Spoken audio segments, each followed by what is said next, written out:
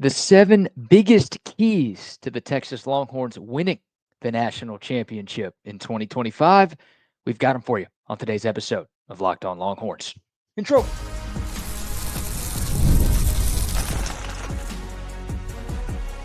You are Locked On Longhorns, your daily podcast on the Texas Longhorns. Part of the Locked On Podcast Network, your team every day. Welcome in. You are locked on to the Texas Longhorns. I'm your host, BK Brad Kellner, Texas grad, Austin local, and longtime sports radio host here in the Lone Star State. Thank you for making Locked On Longhorns a part of your day every single day. We're free and available wherever you get your podcasts and on YouTube. Please remember to like, subscribe, turn on notifications, and leave a comment. That's one of the fastest ways to help us grow right here on Locked On, your team every day. We're down to just 11 days until kickoff of the 2025 Texas football season. And on today's show, I just teased it, the 7 biggest keys for the Longhorns winning their first national championship in 20 years. Why 7, you ask? Well, it's a football number. Number 1, of course, we're talking football. And hey, we're paying some homage to Michael Huff and Jahdae Barron, too. I'd say those guys deserve it. So we're going to count them down, starting with number 7. And these are in a particular order. So we're going to do a few in this opening segment. We'll do 7 through 5 here. And then in segment number 2, we will finish our list with 4, 3, 2, and 1. But let's start with number 7 on the keys to Texas winning the national title this season. Texas has to be able to stop the run. It sounds obvious, but it's the truth. The Longhorns have had their 2 best rush defenses since 2009 in the last 2 years. What did that translate to? Well, their 2 best seasons since 2009. Texas was 3rd in the country in rushing yards per game allowed 2 years ago. Last year, they were 12th in the country in that stat. So a bit of a drop-off. Understandable when you lose T'Vondre Sweat and Byron Murphy in the middle of your defensive line. We know how big T'Vondre Sweat is. He was a top 40 pick in the NFL draft. We know how good Byron Murphy was. He was a first-round pick in the NFL draft. I mean, that was your Big 12 defensive player and your Big 12 defensive lineman of the year. So understandable that Texas took a tad bit of a step back in that stat from 2023 to 2024. But again, the Longhorns were 12th in the nation. No one is complaining about a top 12 anything when there are more than 130 FBS teams in this sport. 12th, you'll take every single year. So the Horns have been great at that recently.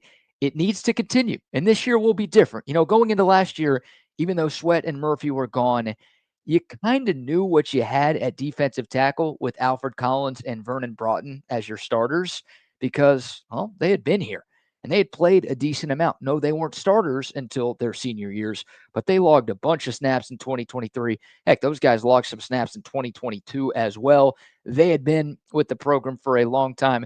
We had seen some flashes of great play from them. Obviously, they elevated their games to another level as their roles expanded in their final years on the 40 acres. But again, you kind of knew what you had, at least to an extent, with those 2. This year, I mean, Texas lost 7 scholarship defensive tackles from 2024. They only have 2 returning scholarship players on the interior of the defensive line. It's well documented the Longhorns brought in 5 transfers there. They all played, but obviously none of them played here. So the hopes are high. Some of those guys put up very good college stats at their previous spots. All of those guys played in power conferences, everyone coming in from the Big Ten and the ACC. So they've gone up against good competition. And again, played a lot of snaps, put up some decent numbers. So the hopes are high, and there are reasons that the hopes are high. But in reality, we're just going to have to wait and see. I think the edge room is as good as any in the sport. They're obviously a part of the rush defense as well, but Texas needs their run defense, defensive tackles, defensive ends, the linebackers, secondary, everybody, that whole defense. The Longhorns need to have a strong rushing defense to pair with that. What I think should be maybe the best pass rush in college football. And of course, the run defense isn't just the deep tackles or the defensive line. Having Anthony Hill, Leonga Lafau, Trey Moore, Anthony Smith, that linebacker, that can help too. But that's number 7. Texas has to be able to stop the run.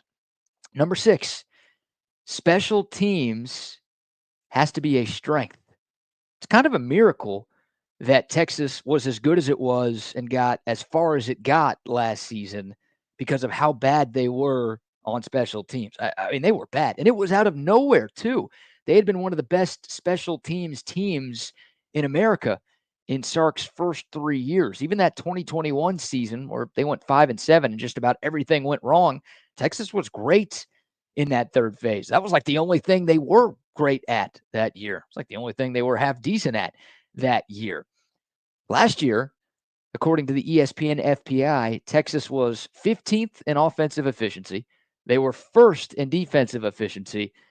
They were outside of the top 100 in special teams efficiency. They weren't good. The eye test obviously backed it up as well. They had 0 blocked kicks or punts for the first time in the Steve Sarkisian era. Bert Auburn was not good. Michael Kern at punter was not very good. Too many holding penalties. I mean, it just all was not good in 2024. So it's got to improve this season. Texas brings in Mason Shipley, the kicker from Texas State. Part of this key of Texas having its special teams be a strength this year, Mason Shipley has to be the guy that he was in San Marcos. 31 of 35 in his career down there, solid. He was a perfect 15 of 15 in 2023. He needs to be that kind of kicker in Austin. Kind of a random nugget here. Maybe it bodes well for Texas. Maybe it means absolutely nothing. But Mason has a twin brother, Matthew Shipley, who transferred from Hawaii to Arkansas before last season. Last year at Arkansas, Matthew Shipley went 13 of 15 and had a long of a 55-yard field goal. You'll take that this year. 13 of 15, that percentage will work. That's a significant upgrade with what the Horns had from Sideshow Burt last year. And at times he was a different S show last season. And then the punting game, too.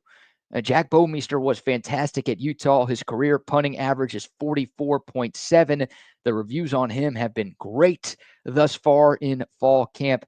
He needs to be an upgrade over what Texas had with Michael Kern. Michael Kern was a freshman last year, kind of thrown into a tough spot. Obviously, he left the program.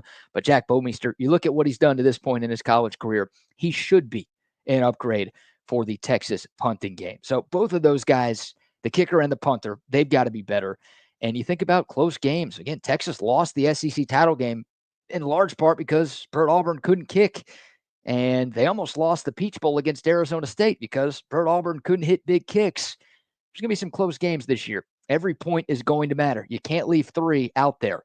You can't lose the hidden yardage battle. You think about this game against Ohio State 11 days from now, especially, you need that third phase to be a difference for you in a good way. Last year, it was a difference for you in a bad way.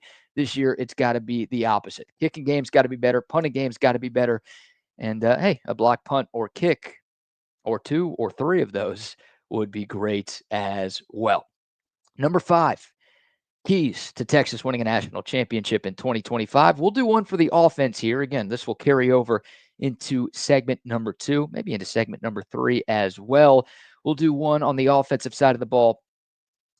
Texas can't average 2 yards per carry or less in any game this season. The overall rushing stats for the Longhorns in 2024, pretty good. But Texas averaged 2 yards per carry or fewer in 4 games last season. Can you guess which 4? Well, we're not live, so I can't hear you guessing, so I'll just say them. The first Georgia game, the second Georgia game, Arizona State, Ohio State. So your 3 losses and the near loss double overtime 4th and 13 escape job victory against ASU. Basically the 4 worst games that Texas played all year. Again, Texas was a very good rushing team for most of the season, but against 4 of their toughest opponents and in what I'd argue their 4 biggest non-rivalry games of the year, they came up way short on the ground. I mean, it was bad. Go look at the box scores of each of those 4 games, and you're going to need to shield your eyes. I mean, it's ugly looking at what Texas did in that game. And Quinn Ewers got a lot of heat for his performances in those games. And look, he wasn't perfect, but it doesn't help any quarterback when your run game is giving you absolutely nothing. I don't care who you have slinging the rock. A one-dimensional offense is a hell of a lot easier to stop. So Texas has to be the running team that we saw against Clemson. against Texas A&M, against Oklahoma, against Kentucky. And not just the bad teams that Texas played. There's some good opponents in there and some big games in there. And Texas was able to run the ball really, really well against those teams, especially in that A&M game and that Clemson game in the first round of the playoff. Like, they were really good on the ground in a large percentage of their contests in 2024. But again, the biggest games of the year against the best opponents, the teams that you have to beat to win championships, the Longhorns just not good enough on the ground. The good news, Texas has a deeper stable of running backs this year than they did last year. Yes, Jaden Blue is gone, but adding C.J. Baxter and Christian Clark back helps. Plus Trey Wisner coming off of the year that he had. You've got Jarrett Gibson going into his second season. James Simon and Ricky Stewart in the fold as well. I don't know how much those dudes will play, but they're both here. So you've got more depth. Like, that's going to make a difference. You also have a more mobile quarterback with Arch Manning. Of course, QB rushing yards count in the yards per carry statistic as well. So Arch can help you there. Here's the bad news. Texas lost 4 starters from its offensive line, including a top 10 draft pick in Kelvin Banks, who won the Outland Trophy, the Lombardi Trophy. I mean, pretty much any award an offensive line could win, Kelvin Banks won last season. So that's the biggest question for this entire team for me, just the offensive line in general. A good run game starts with a good O-line. Does Texas have that? They're going to need to, especially 11 days from now on the road in Columbus. So there's 7 through 5 as we count down our biggest keys to the Horns winning it all this season. All right, let's break it here. When we return, we'll go 4 through 1. Again, counting down the biggest keys to the Horns bringing home a championship this season. We will continue our list coming up next right here on Locked On Longhorns. Oh, but first, a word for our friends at Prize Picks, the daily fantasy football platform that lets you turn your predictions into real rewards. The preseason is already heating up, and college football starts this weekend. That's right. Week 0 is just a few days away. So whether you've got your eye on big-name quarterbacks or breakout running backs, Prize Picks makes it so easy to get in on the game. NFL, college, whatever, they've got you covered. Who are you most excited to watch? I can't wait to see what Patrick Mahomes and the Kansas City Chiefs do this year. I'm excited to watch the Texans, see if C.J. Stroud has a bounce back year 3, a great rookie class coming in. It's going to be a ton of fun. I love Prize Picks. I've used it for years.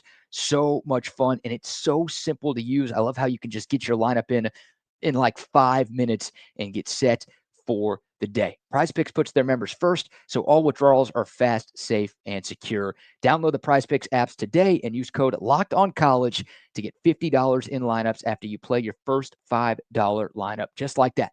Use the code LOCKEDONCollege to get $50 in lineups after your first $5 play. It's Prize Picks. Run your game.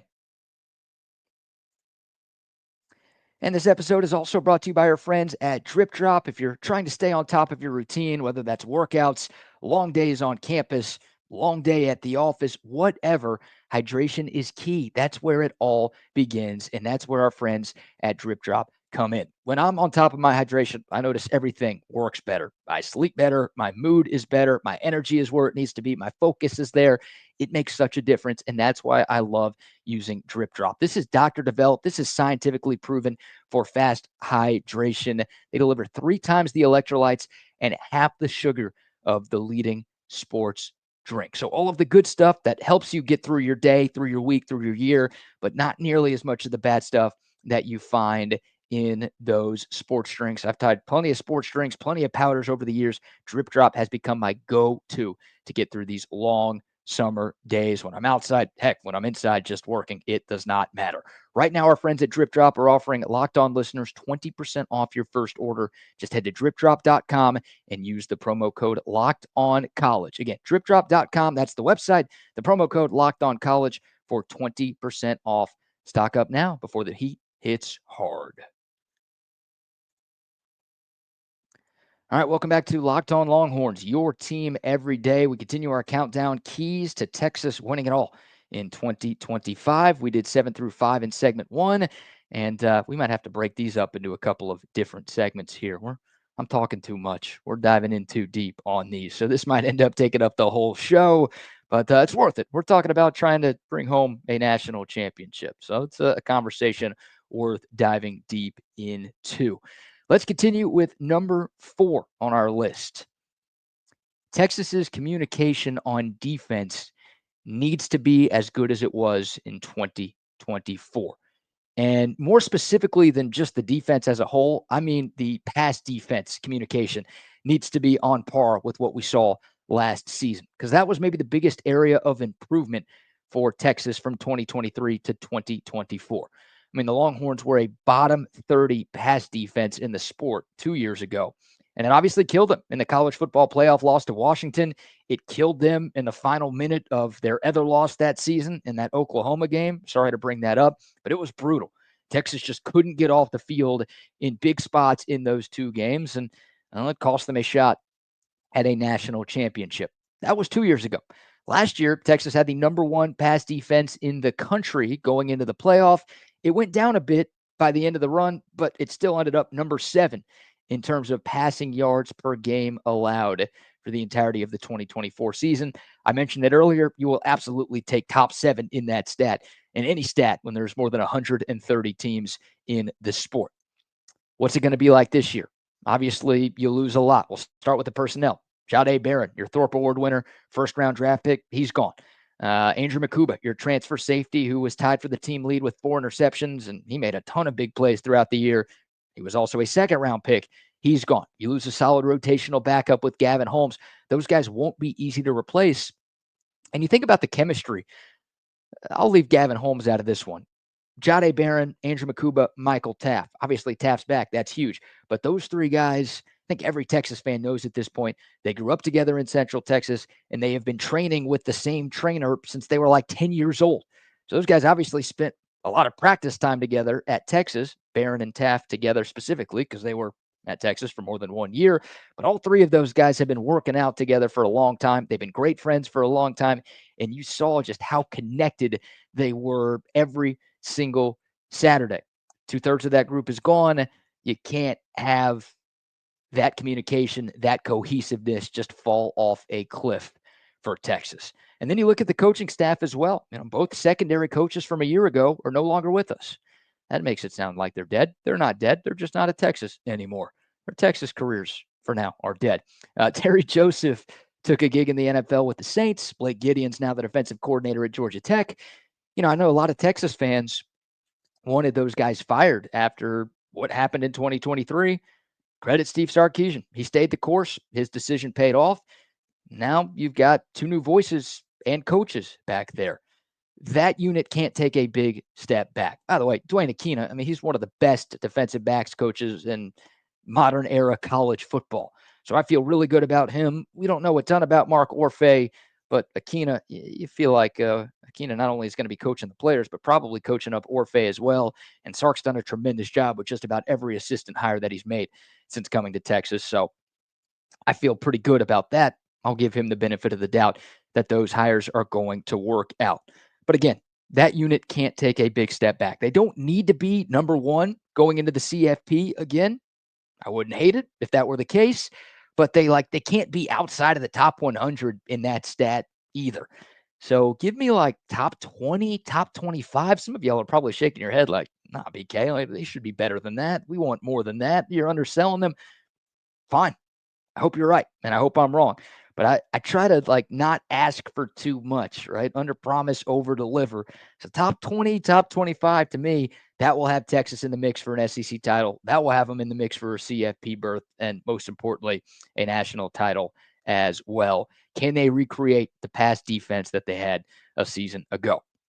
Number 3, Texas has to stay healthy on the offensive line. More specifically, at offensive tackle. They were slim going into the fall, and then Andre Kojo gets hurt in the first week of camp. He's out for the year. Now they're incredibly slim there. It almost doesn't make sense. You look at the depth at just about every other position on this roster, and there's second teamers. Hell, there are third teamers that you feel really good about. Just about every other position on the team. At tackle, not so much. And unfortunately, there's no one Texas can go get at this point in the offseason. Last year, they got Velton Gardner at running back 9 days before the season. that doesn't exist. Like last week, Steve Sarkisian said it to everybody. He has a better chance of finding a guy to play tackle at the co-op right now than he does in the transfer portal. So it's just not going to happen. So it's got to be in-house. I think Texas is fine at starter. Trevor Goosby's a stud. We saw that last year. Can't wait to see what he does as the number one left tackle here this year. I feel good about Brandon Baker, former five-star. I know he's going into his first year as a starter, but played in 8 games last season. Heard a lot of great things about him. I think he's ready for this moment.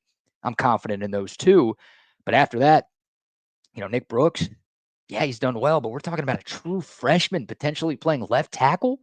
Jaden Chapman, your other backup offensive tackle.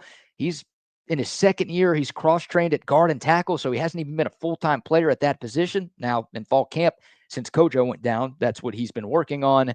But you've got nothing proven with those guys at all. You don't want anybody to get hurt, obviously, but there are other positions on this team where you can much more afford to get somebody banged up. Even the interior of the offensive line. You can lose a guard or your center and be okay, but man, there is a sizable drop-off, at least on paper, between your ones and twos at tackle. You don't want Arch Manning running for his life. Talked about the run game earlier. You don't want that being bad in big spots or in any spot, as a matter of fact. Yeah, your tackles, man, knock on wood. Those guys absolutely have to stay on the field this season. All right, we'll break it here. We've got 1 segment left. We've got 2 left on our countdown. We will continue the 7 keys to Texas winning the national title this year. It's coming up next right here on Locked On Longhorns. Oh, but first, a word for our friends at Open Phone. If you're running a business, every missed call is money left on the table. Think about the last time you needed a service. If the first person didn't answer, did you wait? No, you're not going to stay on hold for a long time. You're moving on. You got better things to do with your life.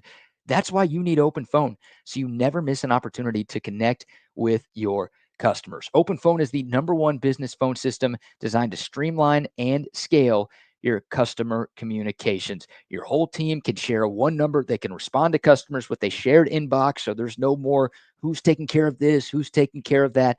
And oh, by the way, they've got an AI agent to handle everything after hours. So you don't have to be up 24 hours a day dealing with customers. This is the game changer of all game changers. See why over 60,000 businesses trust Open Phone. Right now, they're offering Locked On listeners 20% off your first 6 months. All you have to do is go to openphone.com/lockedoncollege. Again, openphone.com/lockedoncollege. They'll even port over your existing numbers for free. It's Open Phone. No missed calls, no missed customers. All right, last segment on a Tuesday edition of Locked On Longhorns, your team every day. Our final 2 of our countdown, the 7 keys to the Horns bringing home the bacon, winning the national championship this season. And these last 2 have to do with Arch Manning. Number 2, the Texas red zone offense needs to be much improved. This has to do with everyone on the offense, right? Not just Arch Manning. The offensive line's a part of this. The running backs are a part of this. Wide receivers, tight ends. I mean, everybody has to be better inside the 20 for this Texas offense to reach its full potential. Hopefully, Arch's legs and, well, everything that Arch does plays a role in the red zone turnaround. But, I mean, this thing needs to turn around. Whoever does it, it's got to be better. Every Texas fan knows the last 2 seasons have ended with red zone failure. I mean, they're a couple of red area plays away from maybe being back-to-back national champions. It's a stretch, I know, but to make it to the title game, you make it to the title game, you have a chance to win the title. If you don't, well, y'all can finish the awful riddle that I just fumbled my way through. You know how it works. Texas, they convert against Washington. They play for a championship in 2023. They convert against Ohio State. Maybe they're playing for a national title last year. They have to be better. Last year, Texas's red zone scoring percentage was just 79.7%. They had 69 trips into the red area. They came away with touchdowns on just 44 of those visits. They settled for field goals 11 times. That 79.7% number ranked 100th in the country out of 133 FBS teams. With all of the talent that they had and one of the best offensive minds in the sport calling the plays, it's inexcusable. And what makes it more inexcusable is how bad they were in 2023. They were 89th in red zone scoring percentage 2 years ago. You didn't think it could be worse after that, right? Well, somehow it was. And I want to say it can't be worse this year, but I don't know. Steve Sarkisian has talked about it numerous times. That is a focal point for him and the coaching staff and the entire team. They know they need to get better there. I thought at times last year, Sark was a little standoffish at times, and he would get a little upset when members of the media would press him on that.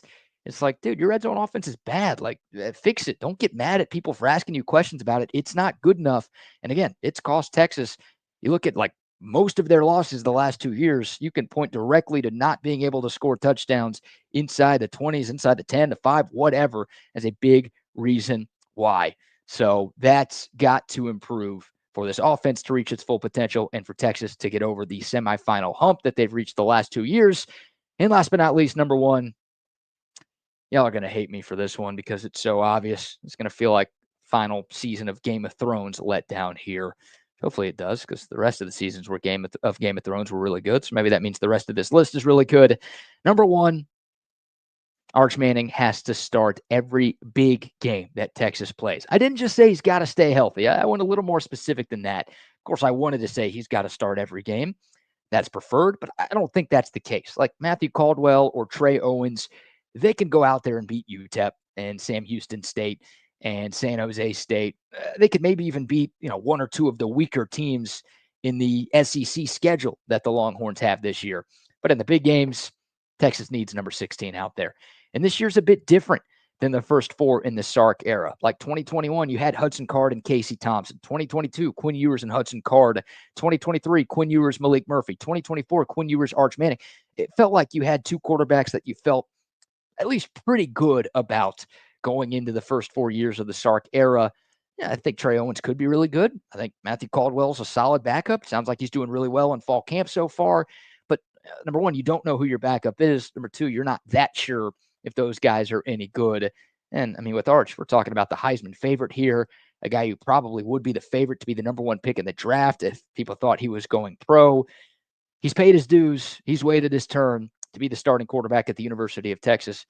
Football gods, please let him stay healthy this year. Please. He's a supreme talent, dual threat, great leader, high IQ. I mean, seemingly everything you'd want in a quarterback. The comps he's getting, you might think they're a bit ridiculous, but we know this guy is good. And if he lives up to the potential, then it could really be a special season for the Longhorns. Obviously, for him to live up to that potential, he has to stay on the field. Again, for the big games, Ohio State, Florida, OU, Georgia, A&M, a few more you could throw in there as well. And then in the postseason, it goes without saying, can Arch stay healthy? The biggest key to Texas's success in 2025. All right, what say you? Comment below with your thoughts. What did I miss? Do you agree? Do you disagree? Your biggest keys to the Horns bringing home a national championship trophy to Austin.